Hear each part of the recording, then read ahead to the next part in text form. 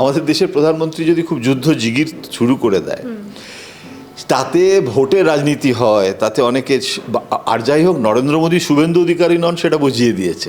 তার কারণ এখন তাহলে এই যে বাংলাদেশ হাইকমিশনে গিয়ে ঘেরাও করা সংখ্যালঘু হিন্দুদের ওপর, সংখ্যালঘু হিন্দুদের তো বাংলাদেশে হচ্ছে, তো বাংলাদেশে যদি করতে তাহলে কে ব্যবস্থা নেবে? শুভেন্দু কার বিরুদ্ধে বলছে? মমতা বন্দ্যোপাধ্যায়ের তো এটা বিষয়বস্তু নয়, বাংলাদেশের ব্যাপার, এটা তো আন্তর্জাতিক বিষয়।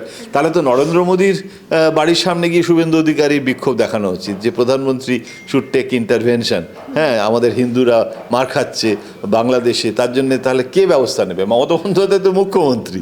কিন্তু এগুলো সবই domestic politics, electoral politics. Vote আসছে, আমি ওটাতে মানে গুরুত্ব দিতে চাইছি, কারণ বাংলাদেশটা একটা খুব সিরিয়াস ব্যাপার।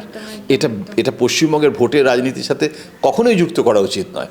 আমার যেটা মনে হচ্ছে যে এখনও অনেক কিছু দেখা বাকি বলে মনে হচ্ছে।